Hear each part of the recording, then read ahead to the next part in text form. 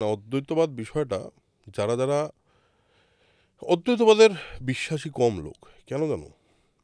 কারণ অদ্বৈতবাদে কোনো অবলম্বন নেই। হ্যাঁ, মানে তুমি এই কথাটা যে বললে, আমি একটা জিনিস বলি, আমি কিন্তু ডিপেন্ডেন্ট। হুম, আমি মানে এই যে বাবা, মানে আমার কাছে কিন্তু একটা ক্যারেক্টার দরকার যার উপর আমি ডিপেন্ড করতে পারি। কারেক্ট। এবং আমি তাকে নিয়ে পজেসিভ। আমি হয়তো সবাইকে নিয়ে অতটা আমার মাথা ব্যথা নেই। আমার মা বাবা হলেই আমার চললো। আমার এই ভাবনাটা দরকার, বিশ্বাসটা দরকার নিজেকে প্রোটেক্ট করার জন্য। কেননা আমি এখনো নিজেকে খুঁজে পাইনি। হুম, আমি ওদের কাছে গিয়ে আশ্রয় খুঁজি। তো এই জায়গাটা আমার মনে হয়, মানে মানুষের মনের জায়গাটা এতটা স্ট্রং হয়ে ওঠে না যে তারা নিজেকেই ব্রহ্ম মনে করতে পারবে। কারেক্ট। এবং দেখো এখানেই হলো এই বারবার আমি ইগোর কথা বলছি।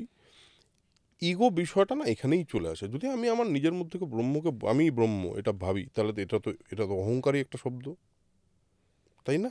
একদম। আমি ব্রহ্ম, আরে তুমি কে? তুমি ব্রহ্ম বলছো নিজেকে। অথচ আমাকে এটা বিশ্বাস করতে হবে যে আমার মধ্যে ওই চেতনার অংশ আছে, আইডেন্টিফাই করতে হবে। শেখানো হয় কিন্তু ছোটবেলা থেকে। তুমি যদি ভেবে দেখো, আমাদের প্রত্যেকের মা বাবা শিখিয়েছে যে যে প্রত্যেকের মধ্যে ভগবান আছে। একদম, গায়ে পা লাগলে কিন্তু সবার সঙ্গে সঙ্গে প্রণাম করবি। একদমই তাই। ছোটবেলা থেকে শিখি আমরা এটা। দেখো তোমার মানে এই যে তুমি বলছিলে একটা ডিপেন্ডেন্স দরকার, দরকার কেন বলো তো? এই ডিপেন্ডেন্সটা দরকার কেন? তার কারণ আমাদের না, আমরা ছোটবেলা থেকে বড়ই হয়েছি ডিপেন্ডেন্ট ভাবনা থেকে। কারণ আমাদের সমাজ এমন একটা ব্যবস্থার মধ্যে আমরা বড় হই, যেখানে আমরা প্রথমে ডিপেন্ড করি একটা মানে দুজন এমন আননোন লোকজন যাদেরকে পরে আমরা চিনে যাই, ও আচ্ছা এটা আমার বাবা এবং এটা একটা মা, তাদের উপর ডিপেন্ডেন্ট থাকি। তারপর টিচারদের উপর ডিপেন্ডেন্ট থাকি, যারা আমাদের যা যা শেখায় তাতেই শিখি। কিন্তু মুশকিলটা হলো আমাদেরকে এইটা শেখানোই হয় না ছোটবেলা থেকে, যে শোনো এখন এইটা তোমাকে কিন্তু আমাদের উপর ডিপেন্ড হতে হবে না। তোমার কাজটা হলো, আমরা এই পৃথিবীতে আগে জন্মেছি, আমরা এই পৃথিবীটা একটু বেশি দেখেছি আর কিছু কিছু জিনিস আমরা বেশি জানি। তুমি এই এই এসছো পৃথিবীতে, আমরা তোমাকে না পৃথিবী সম্পর্কে একটু বলে দিচ্ছি যে পৃথিবীটা না এরকম, তারপর কিন্তু পুরো কাজটা তোমার, এইটা বলে না কেউ। সত্যিই কিন্তু বলে না। কেননা আমরা মা বাবারা, ধরো আমার মেয়ে আছে, তুমি যেটা বললে এটা আমার হয়তো মেয়েকে বলতে অসুবিধা হবে। আমার মনে হবে হাতটা ছেড়ে যাবে। একদম। কিন্তু তুমি যদি বিশ্বাস করো যে ওই প্রাণটার মধ্যে ব্রহ্মের অংশ আছে, বিশ্ব চেতনার অংশ আছে, তখন তুমি কে তাকে সাপোর্ট করার? তুমি কে তাকে হাত ধরে নিয়ে যাওয়ার? তার মধ্যে বিরাট ক্ষমতা আছে, সে নিজে নিজে করে নেবে পুরোটা। সারা পৃথিবীতে যারা ফেল করে তারা বেঁচে থাকে না। অবশ্যই।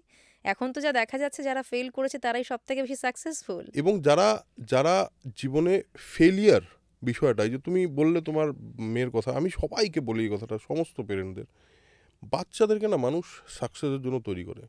বলে যে তোমার জীবনে তুমি পড়াশোনা করবে, এত অবধি যাবে, তারপর উচ্চ মাধ্যমিক হবে বা হায়ার সেকেন্ডারি, তারপর কলেজ করবে, কলেজের পরেই চাকরি, এবং জীবনটা কিন্তু স্মুথ।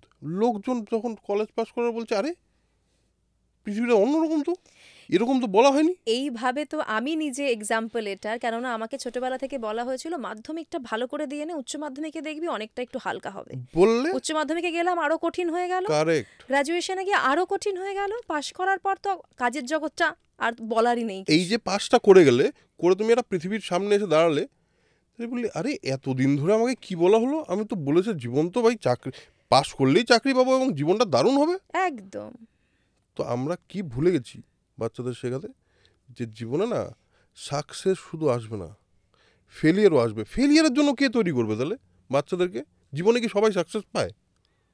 পায় না তো। তো ফেলিয়ারটা যে আসবে জীবনে, সেটা বলে না কেন বাবা মা? যে তুমি না একটা পয়েন্টে ফেল করবে, and that is important to fail. Fail না করলে তুমি সাকসেসের মজাটাই পাবে না। না না, দেখো সাকসেসের মজা তো আলাদা বিষয়, বাট ফেল করা যে একটা নর্মাল ব্যাপার, হ্যাঁ। এইটা কেন নর্মালাইজ করা হচ্ছে না এখন অবধি সমাজে, যে ফেল করাটা is a normal thing. Success নিজের মতো করে আসবে জীবনে, কিন্তু তার আগে ফেলিয়ার আসবে, ওই ফেলিয়ারটাকে হ্যান্ডেল করে নেবে, তারপর তুমি পৌঁছবে যেখানে পৌঁছানোর। আমরা গল্প পড়েছি কিন্তু ছোটবেলায়, তুমি ভাবো নেপোলিয়ন বোনাপার্টের গল্প পড়েছি না আমরা, কিন্তু সবার, আমরা সেগুলো পড়েছি, ভেতরে নিইনি কিন্তু। কারণ এই যে কিছু মানুষ এসব বলছে না আমাদেরকে, এই যে বলার, এই যে কথাগুলো বলবে তো কেউ একটা আমাদেরকে, এই জন্য দেখো পৃথিবীতে এমন এমন টিচার্স জন্মেছেন, গৌতম বুদ্ধ, আমাদের পুরো এই যে সিস্টেম, আদি শঙ্করাচার্য অদ্বৈতবাদকে যেভাবে, শিবোহম। হ্যাঁ, অহম ব্রহ্মাস্মি, এই যে পুরো ব্যাপারটাকে যে তুমি এক্সপ্লেন করার প্রয়োজনীয়তা ফিল করেছো, যে হ্যাঁ তুমি যদি বোঝো তোমার জীবনটা না সুন্দর হবে।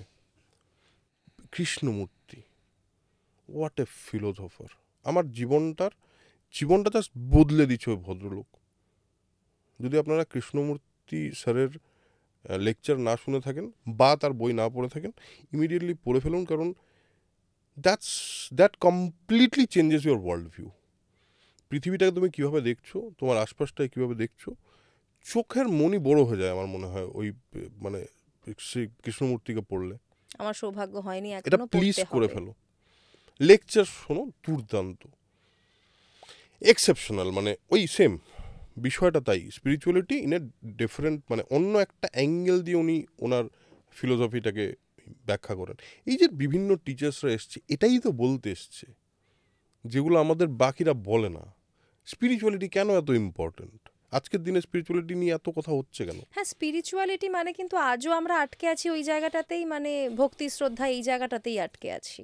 দেখো, ভক্তি নিয়ে আমার কোনো অসুবিধা নেই, ভক্তি ইজ এ নাইস থিং, ভক্তি অনেক কিছু দেয়। ভক্তি কী দেয় জানো? ভক্তি সারেন্ডার দেয়, আর সারেন্ডার আলটিমেটলি তোমায় করতেই হবে একটা পয়েন্টে। তো ভক্তি যদি তোমার প্রথম পথ হয়, আমার কোনো অসুবিধা নেই। আমার মনে হয় ভক্তি, আমারও প্রথম পাত ভক্তিই ছিল, আমি তো ভক্তিতেই ছিলাম। না, আমি এখনো আছি।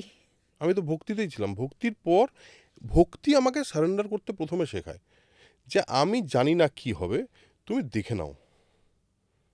আমরা ঈশ্বরকে এটা মানে বলি সেই ডিপেন্ডেন্সিটা। ডিপেন্ডেন্সি, এটা করি। আমার ডিপেন্ডেন্সিটা ওইখান থেকে বদলে হয়ে গেছে যে আমি জানি তুমি আমার মধ্যে বিরাজ করছো, আমার ওই পাওয়ারটা, তোমার পাওয়ারটা আমি ফিল করতে পারছি আমার মধ্যে। এখন আমি মানে আমার পার্টিকুলার পার্টটা যতটুকু আমার আছে, মানে এই বডিটা তো ব্রহ্মের না, এই বডিটা তো বিশ্বচেতনার বডি না, বডিটা আমার। তো আমার কাজটা হলো, যতদিন এই বডিতে ব্রহ্মটা থাকবে আমার জীবনে, যতদিন আমার জীবনকাল, ওইটুকু সময় আমার ওনার সঙ্গে একটা ঠিকঠাক কনভারসেশন হতে হবে। তাকে বলতে হবে আপনি পূর্ণরূপে বিকাশ করুন আমার মধ্যে, আমি আমার নিজেকে একটা দারুণ আধার তৈরি করতে পারবো। আমি সারেন্ডার করছি, ওখানেও সারেন্ডারই আছে। তো ভক্তি যদি সারেন্ডার হয়, তাহলে আলটিমেটলি অদ্বৈতও সারেন্ডার। আসলে সবটাই সারেন্ডারের কথা। সারেন্ডার করে দিলে না সুবিধা হয়, মানে এটা সব জায়গাতেই, তুমি সব জীবনের জায়গাতেই। প্রতি ক্ষেত্রেই যদি দেখো তাহলেও সত্যিই তাই। তুমি শিখতে গেলে সারেন্ডার করতে হবে। হ্যাঁ, আমার কাছে যদি কেউ ফিল্ম মেকিং, গল্প বলা, স্টোরি টেলিং শিখতে আসে, তো আমি বলি যে প্রথম কথা হলো, যদি তোমার মনে একটু বিশ্বাসের একটু অভাব থেকে এই লোকটা কিছু শেখাতে পারবে না আমাকে, শিখো না।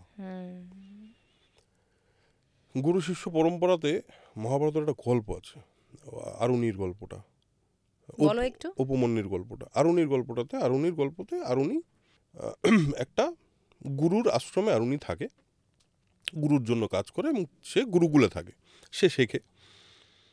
তো সে গুরুর একটা জমি আছে, সেই জমিতে প্রচুর জল জমেছে এবং আল ভেঙে যাচ্ছে। তো সে কিছুতেই ম্যানেজ করতে পারছে না, আর গুরুকে গিয়ে বলেছে, গুরু বলেছে দেখো তুমি কীভাবে ম্যানেজ করো, তুমি দেখে নাও। তারুণী ওটা ওই পুরো মানে ওই আলটাকে ম্যানেজ না করতে পেরে নিজে শুয়ে পড়েছিল ওখানে, এবং তারপর ওটা বন্ধ হয়ে গেছে। গুরু ওকে খুঁজতে খুঁজতে এসে বলছে তুমি এটা কী করছো? বলে কেন, গুরুর আদেশ পালন করছি, আপনি তো বলেছেন যে যাতে আলটা ঠিক থাকে। এই যে সারেন্ডারটা, এই সারেন্ডারটা আমাদের ট্র্যাডিশন। এটা আমরা গুরু শিষ্য পরম্পরাতেই পৃথিবীতে, ভারতবর্ষের, বা যদি সেই অর্থে ভারতবর্ষের আগের কথাও বলি, মানে সমস্ত জায়গায়, সমস্ত লিটারেচারে, সমস্ত জায়গায় গুরু শিষ্য পরম্পরায় ব্যাপারটা ছিল, এখনও আছে। কোথায় জানো? এখনও কিছু কিছু ক্ষেত্রে গুরু শিষ্য পরম্পরাটা খুব স্ট্রং, সেটা হলো সঙ্গীত, বিশেষ করে হিন্দুস্তানি ক্লাসিক্যাল মিউজিক। হ্যাঁ, সেখানে কিন্তু এখনো গুরু শিষ্য পরম্পরাটা অতটাই আছে, ঘরানাটা যেহেতু রয়েছে। যেহেতু ঘটনাটা রয়েছে। তো সারেন্ডার তো আলটিমেট ব্যাপার, সারেন্ডার সব জায়গাতেই করতে হবে তোমাকে।